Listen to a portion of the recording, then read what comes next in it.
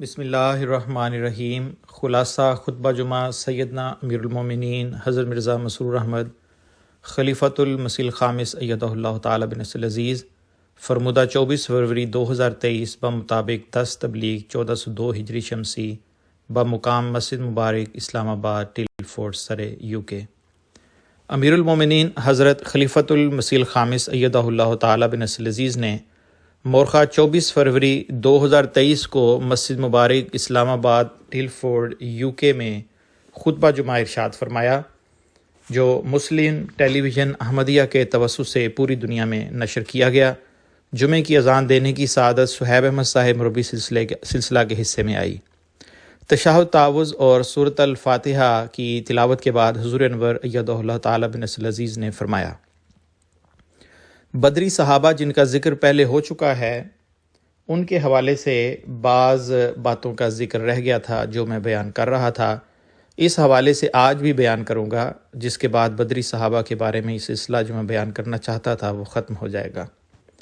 حضرت عامر بن ربیعہ رضی اللہ عنہ کے بارے میں لکھا ہے کہ آپ رضی اللہ عنہ کے والد کا نام ربیعہ بن قاب بن مالک بن ربیعہ تھا۔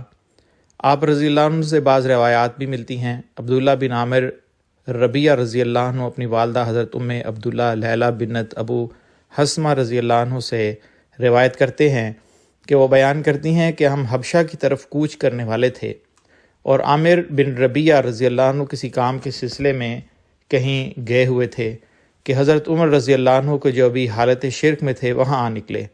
انہوں نے ہم سے پوچھا کہ کیا روانگی ہے؟ میں نے کہا، ہاں اللہ کی قسم، ہم اللہ کی زمین میں جاتے ہیں یہاں تک کہ اللہ ہمارے لیے کشادگی پیدا کر دے۔ تم لوگوں نے ہمیں بہت دکھ دیا اور ہم پر بہت سختیاں کی ہیں۔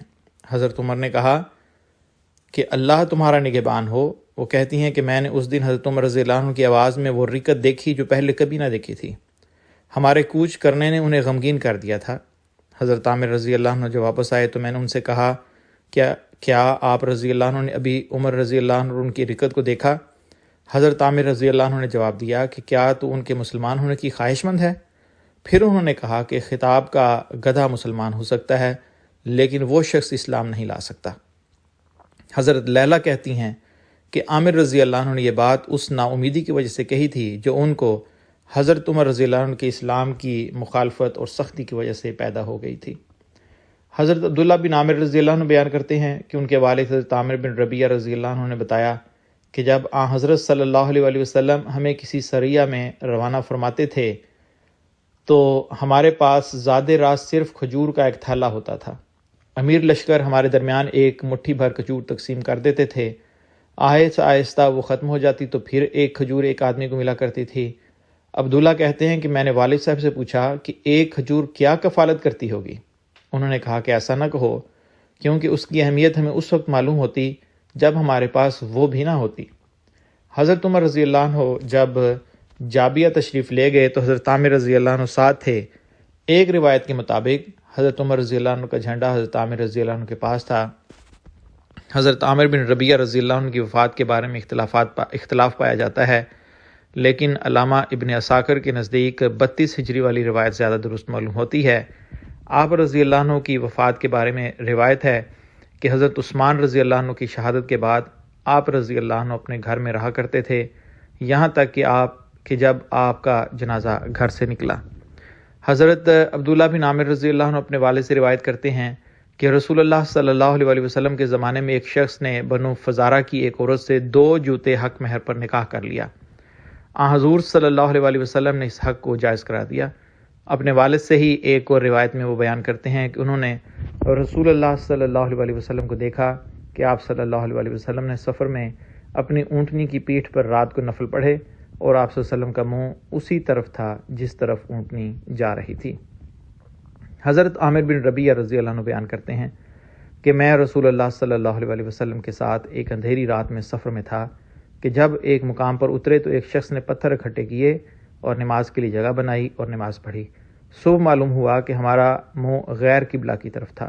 ہم نے رسول اللہ صلی اللہ علیہ وآلہ وسلم سے پوچھا تو اللہ تعالیٰ نے یہ آیت نازل فرمائی، وَلِلَّهِ الْمَشْرِقُ وَالْمَغْرِبُ فَأَيْنَمَا تُوَلُّوا فَثَمَّ وَجْهُ اللَّهِ، اور اللہ ہی کا ہے مشرق بھی اور مغرب بھی، بس جس طرف بھی تم منہ پھیر دو وہیں خدا کا جلوہ پاؤ گے۔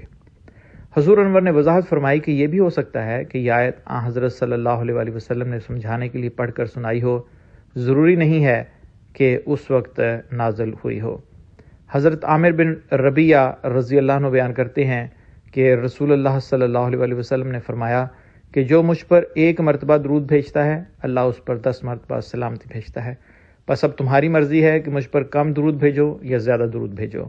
ایک دوسری روایت میں ہے کہ رسول اللہ صلی اللہ علیہ وآلہ وسلم نے فرمایا کہ جو بندہ مجھ پر سلامتی کی دعا کرتا اور جب تک وہ اس حالت میں رہتا ہے فرشتے بھی اس پر سلامتی کی دعا کرتے ہیں، بس بندے کے اختیار میں ہے کہ چاہے تو زیادہ مرتبہ سلامتی کی دعا کرے اور چاہے تو کم۔ اگلا ذکر ہے حضرت حرام بن ملحان رضی اللہ عنہ کا۔ حضرت مسلم موعود رضی اللہ عنہ فرماتے ہیں صحابہ خدا کی راہ میں مارے جانے کو اپنے لیے عین راحت اور خوشی محسوس کرتے تھے۔ وہ حفاظ جن کو رسول اللہ صلی اللہ علیہ وآلہ وسلم نے عرب کے ایک قبیلے میں تبلیغ کے لیے بھیجا تھا، ان میں حضرت حرام بن ملحان رضی اللہ عنہ بھی تھے۔ وہ اسلام کا پیغام لے کر کفار کے رئیس عامر بن طفیل کے پاس گئے۔ شروع میں کفار نے منافقانہ طور پر ان کی آؤبھگت کی، لیکن بعد میں کسی خبیث نے پیچھے سے حضرت حرام بن ملحان رضی اللہ عنہ پر نیزے کا وار کیا، جس سے وہ گر گئے، اور گرتے ہی ان کی زبان سے بے ساختہ نکلا اللہ اکبر، فزت ورب الکعبہ، یعنی کعبے کے رب کی قسم میں نجات پا گیا۔ پھر کفار باقی صحابہ رضوان اللہ علیہم پر بھی حملہ آور ہو گئے اور سوائے 2 کے باقی سب کو شہید کر دیا۔ حضرت مسلم موعود رضی اللہ عنہ فرماتے ہیں کہ یہ واقعات بتاتے ہیں کہ صحابہ رضوان اللہ علیہم کے لیے موت بجائے رنج کی خوشی کا موجب ہوتی تھی۔ اگلا ذکر ہے حضرت سعد بن خولہ رضی اللہ عنہ کا۔ عامر بن سعد رضی اللہ عنہ اپنے والد سعد بن وقاص رضی اللہ عنہ سے روایت کرتے ہیں کہ انہوں نے کہا کہ رسول اللہ صلی اللہ علیہ وآلہ وسلم نے حجۃ الوداع کے موقع پر میری عیادت فرمائی۔ بیماری کے باعث میں موت تک پہنچ گیا تھا۔ میں نے کہا کہ میری تکلیف آپ صلی اللہ علیہ وسلم دیکھ رہے ہیں، میری وارث میری بیٹی کے سوا کوئی نہیں۔ میرے پوچھنے پر آپ صلی اللہ علیہ وآلہ وسلم نے فرمایا کہ 3 حصہ صدقہ کر دو۔ پھر فرمایا کہ وارثوں کو اچھی حالت میں چھوڑنا محتاج چھوڑنے سے بہتر ہے۔ اللہ کی راہ میں جو بھی خرچ کرو گے تمہیں اس کا اجر دیا جائے گا، یہاں تک کہ ایک لقمہ بھی جو اپنی بیوی کے منہ میں ڈالو اس کا بھی اجر دیا جائے گا۔ حضرت سعد بن خولہ رضی اللہ عنہ ہجرت کے بعد مکے میں فوت ہو گئے تھے۔ اگلا ذکر ہے حضرت ابو الحیثم بن اتحان رضی اللہ عنہ کا۔ انہوں نے رسول اللہ صلی اللہ علیہ وآلہ وسلم سے عرض کیا کہ میں سب سے پہلے آپ صلی اللہ علیہ وآلہ وسلم کی بیعت کرنے والا ہوں، ہم کس طرح آپ صلی اللہ علیہ وسلم کی بیعت کریں؟ آپ صلی اللہ علیہ وسلم نے فرمایا کہ میری اس بات پر بیعت کرو جس پر بنی اسرائیل نے موسیٰ علیہ السلام کی بیعت کی تھی۔ آپ رضی اللہ عنہ جنگ میں 2 تلواریں لٹکایا کرتے تھے، اس لیے آپ رضی اللہ عنہ کو ذو السیفین بھی کہا جاتا ہے۔ انہوں نے جنگ صفین میں شہادت پائی تھی۔ پھر ذکر ہے حضرت عاصم بن ثابت رضی اللہ عنہ کا۔ امام رازی نے لکھا ہے کہ جنگ احد میں جو لوگ رسول اللہ صلی اللہ علیہ وآلہ وسلم کے قریب تھے ان میں حضرت عاصم بن ثابت رضی اللہ عنہ بھی شامل تھے۔ اگلا ذکر حضرت سہل بن حنیف رضی اللہ عنہ انصاری کا ہے۔ جنگ احد میں قریب رہنے والوں میں حضرت سہل بن حنیف رضی اللہ عنہ کا بھی ذکر ہے۔ حضرت عمیر بن سعید رضی اللہ عنہ سے روایت مروی ہے کہ حضرت علی رضی اللہ عنہ نے ان کی نماز جنازہ میں 5 تکبیریں پڑھیں۔ لوگوں نے تعجب کیا تو فرمایا کہ یہ سہل بن حنیف ہیں جو اہل بدر میں سے ہیں، اور اہل بدر کو غیر اہل بدر پر فضیلت ہے، میں نے چاہا کہ تمہیں ان کی فضیلت بتا دوں۔ پھر حضرت جبار بن صخر رضی اللہ عنہ کا ذکر ہے۔ رسول اللہ صلی اللہ علیہ وآلہ وسلم نے حضرت علی رضی اللہ عنہ کو 150 صحابہ کے ہمراہ بنو طے کے بت فلس کو گرانے کے لیے روانہ فرمایا۔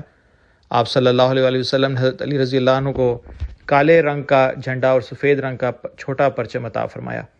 حضرت علی رضی اللہ عنہ صبح کے وقت آل حاتم پر حملہ آور ہوئے اور ان کے بت فلس کو ختم کر دیا۔ اس سریہ میں لواء حضرت جبار بن صخر رضی اللہ عنہ کے پاس تھا۔ حضور انور نے صحابہ کے ذکر خیر کے بعد مخالفانہ حالات کے پیش نظر پاکستان، برکینا فاسو اور الجزائر کے احمدیوں کے لیے دعائیں کرنے اور صدقات پر زور دینے کی تحریک فرمائی۔ تفصیل کے لیے صفحہ اول ملاحظہ فرمائیں۔ خطبہ جمعہ کے آخر پر حضور انور نے مکرم محمد رشید صاحب شہید ضلع گجرات، مکرم امانی بسام مجلاوی صاحبہ اور عزیزم صلاح عبد المعین قتیش آف اسکندرون ترکی اور مکرم مقصود احمد منیب صاحب مربی سلسلہ کوئٹہ پاکستان کی وفات پر ان کا ذکر خیر فرمایا اور ان کے نماز جنازہ غائب پڑھانے کا اعلان فرمایا۔ الفضل انٹرنیشنل، مورخہ 28 فروری 2023 بروز منگل، صفحہ نمبر 5، آواز رضوان احمد افسر۔